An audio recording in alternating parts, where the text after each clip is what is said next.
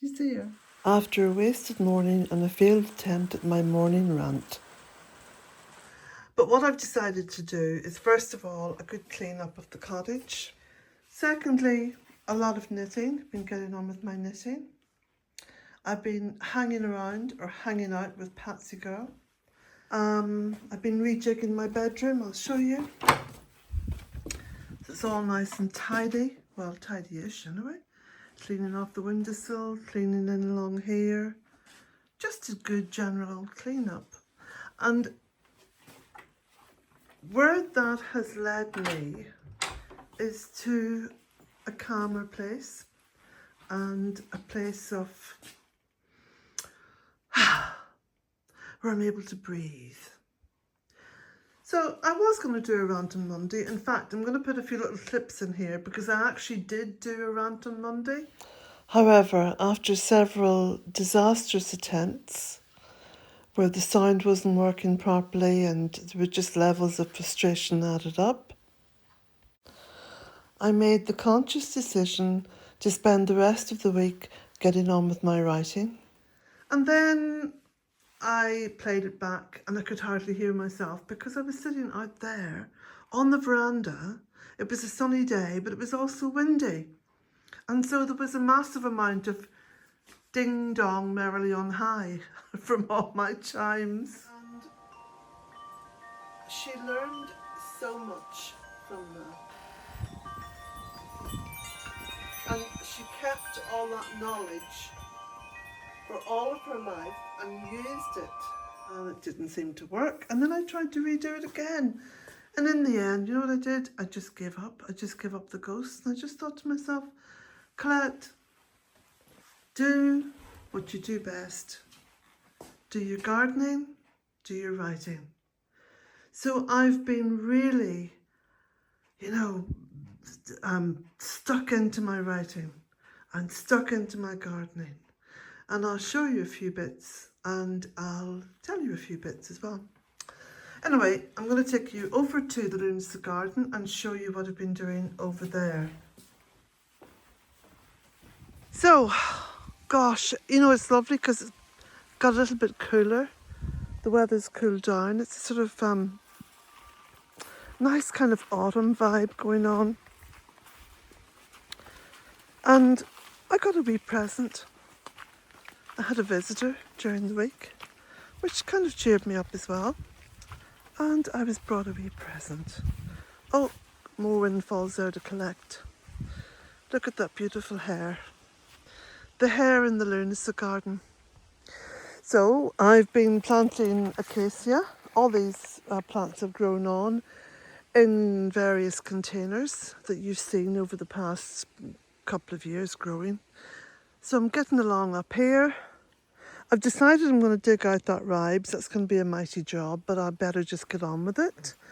And I'm also going to dig out these two shrubs and replant them somewhere else. Come on, this way. So, no, this way. Jeez. St. Vitus dance. I've also been pruning all the apple trees, so I've taken all the water sprouts or the water shoots off the apple trees. Now there's a lovely little picture. Apples and roses on the trellis. Look at that. Yeah, that would make a beautiful photograph.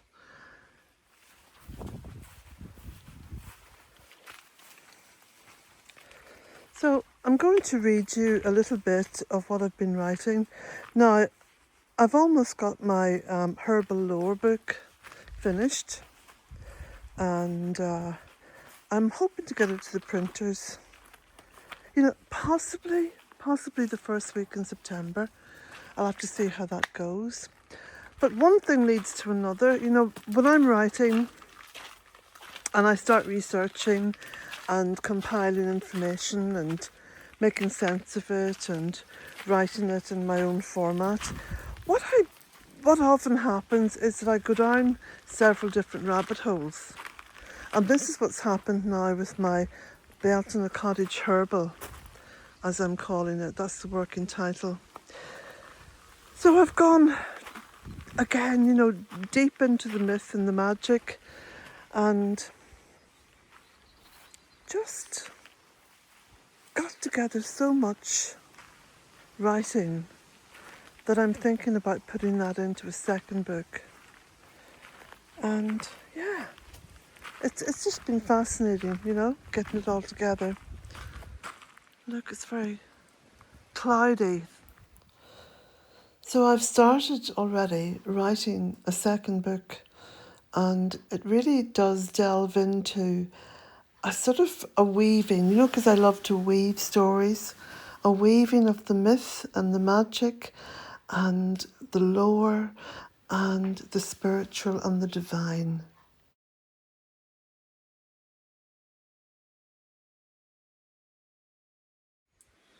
Ireland, a land set in the vast, shimmering expanse of the Atlantic, has long captivated the human imagination.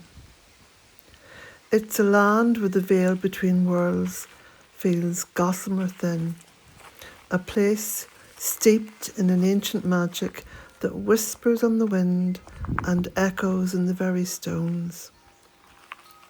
As we embark on this journey, let us first immerse ourselves in the raw, untamed beauty of this ancient land, a beauty that is inextricably linked to its deep-rooted mythology and the primal connection its earliest inhabitants forged with the earth.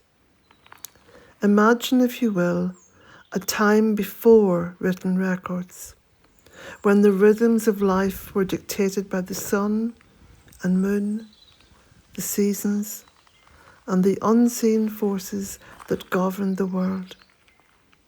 It was a world perceived not merely as a physical space, but as a living, breathing entity, imbued with spirit and mystery.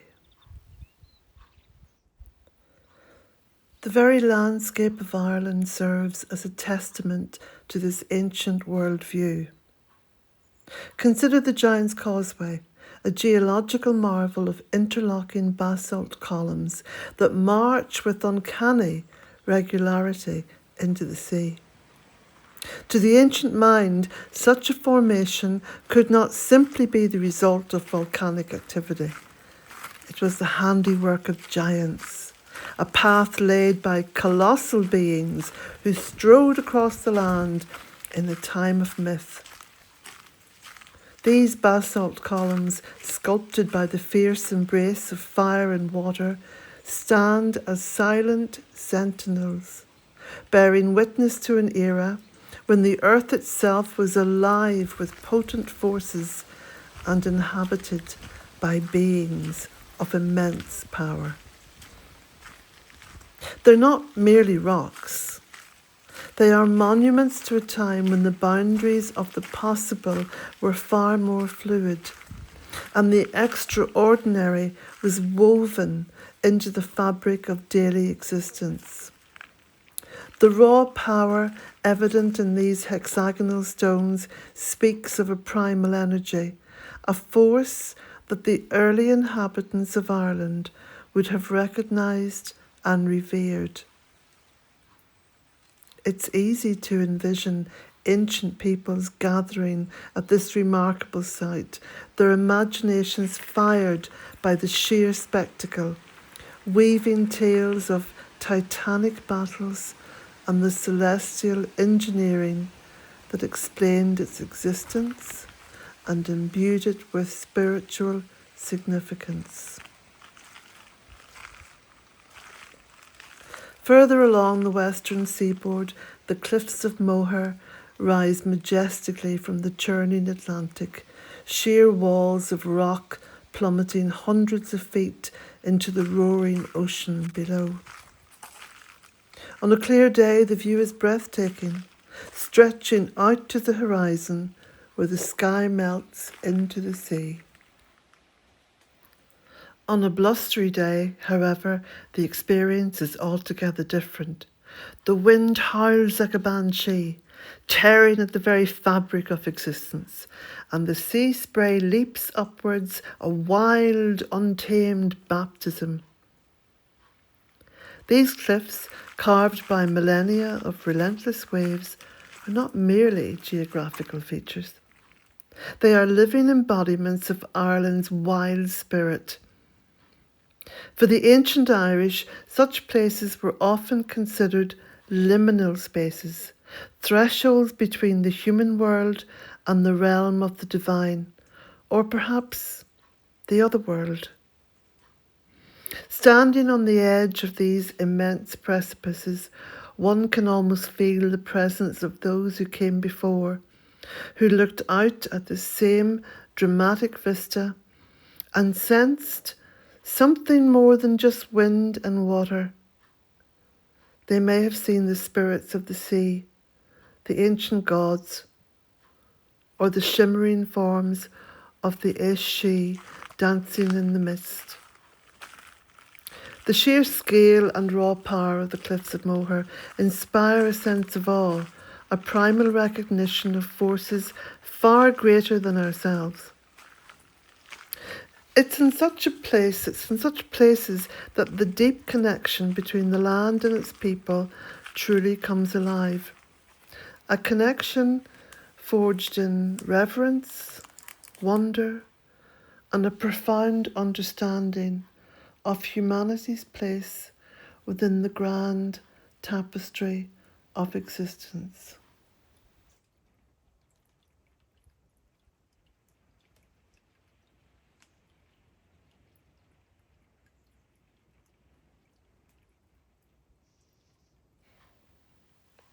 The very air in Ireland seems to carry the weight of ages.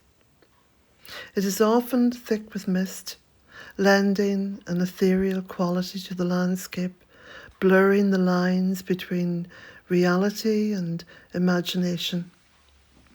This mist, more than just a meteorological phenomenon, serves as a natural veil, hinting at the presence of unseen worlds and ancient magic.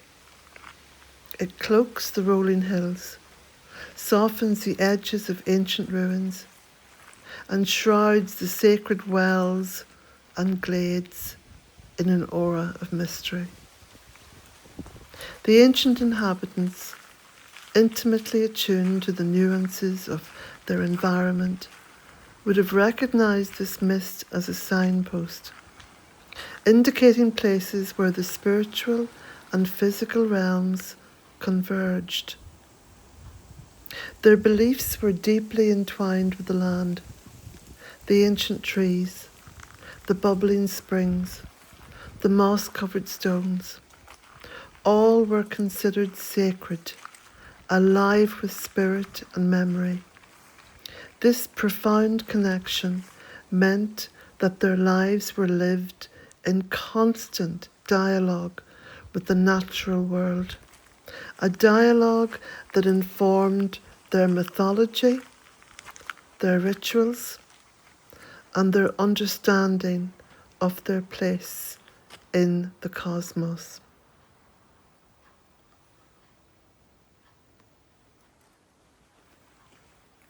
The tapestry of Irish mythology is woven from the very threads of this landscape.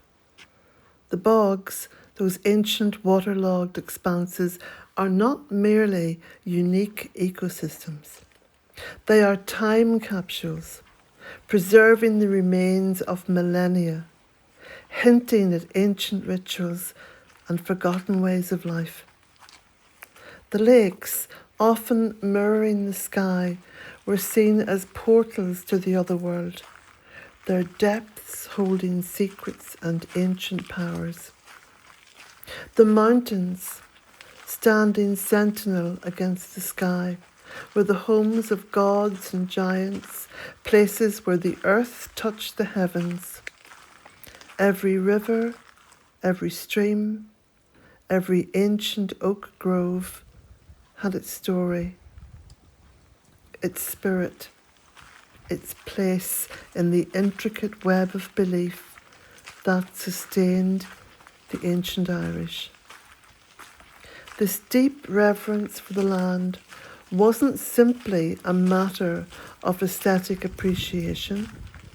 It was a fundamental aspect of their spiritual and cultural identity. They understood that their survival, their prosperity, and their very connection to the divine were inextricably linked to the health and vitality of the land. This primal connection, felt most acutely in the wild, untamed landscapes, is the foundation upon which the rich tapestry of Irish mythology is built. It's a world where the land is not merely a setting, but an active participant, a sacred entity that shapes and is shaped by the beliefs and lives of its people.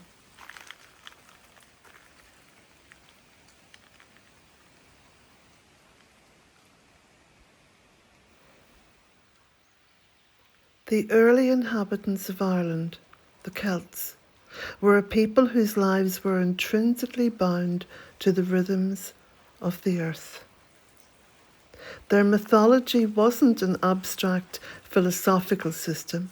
It was a living, breathing reflection of their profound and intimate relationship with the natural world. The land was not a passive backdrop to their existence, but a vibrant, sentient entity, alive with unseen forces and ancient spirits. This perspective shaped every facet of their lives, from their agricultural practices and social structures to their understanding of the cosmos and their place within it. They perceived the world through a lens of immanence, where the divine was not distant, but present in the rustling leaves of a sacred grove, in the murmur of a flowing river, in the silent grandeur of a mountain peak.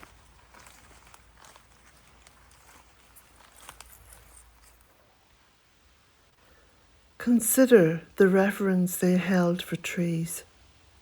The oak, the ash, the hawthorn, each held a special significance, often associated with specific deities, magical properties, and sacred rites. These weren't just plants. They were conduits to the divine, repositories of ancient wisdom, and living symbols of life, death, and rebirth. The practice of Druidry, with its deep respect for nature, further solidified this connection.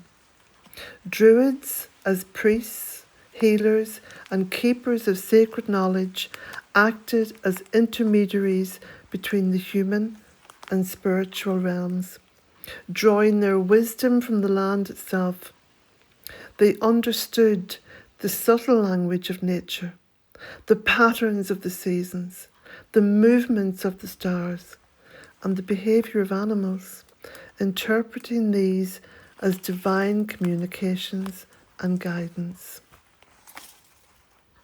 The concept of thin places is central to the understanding of this deep connection. These are locations where the veil between the human world and the other world is believed to be particularly permeable, allowing for encounters with supernatural beings and spiritual insights. Often, these places were natural landmarks, ancient groves, holy wells, megalithic tombs, or windswept promontories overlooking the vast ocean. It is said that standing in such a place, one could feel the presence of the Sidhe, the fairy folk, or catch glimpses of the ethereal realms. These sites were not merely points of interest. They were sacred hubs, centres of spiritual activities where rituals were performed, prayers were offered, and the community sought connection with the divine and the ancestral past. The very earth vibrated with the sacred energy, and every element, stone, water, tree, and sky, played a role in this intricate spiritual ecosystem.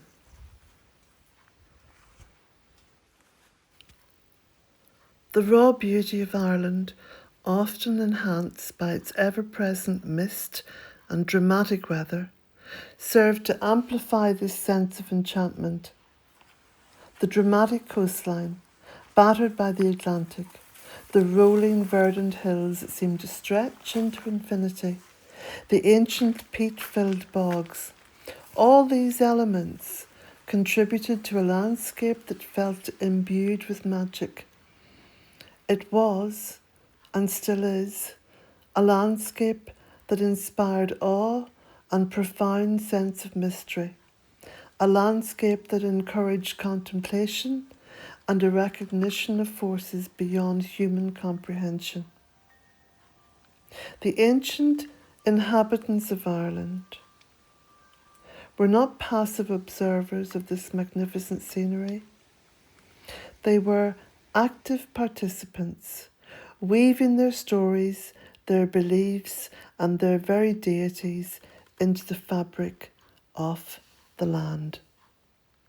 The myths of giants who shaped the land, of gods who dwelled in its highest peaks, of fairies who danced in its hidden glades, these were not merely fanciful tales, but a way of understanding and interacting with the powerful, often untamed forces that governed their world.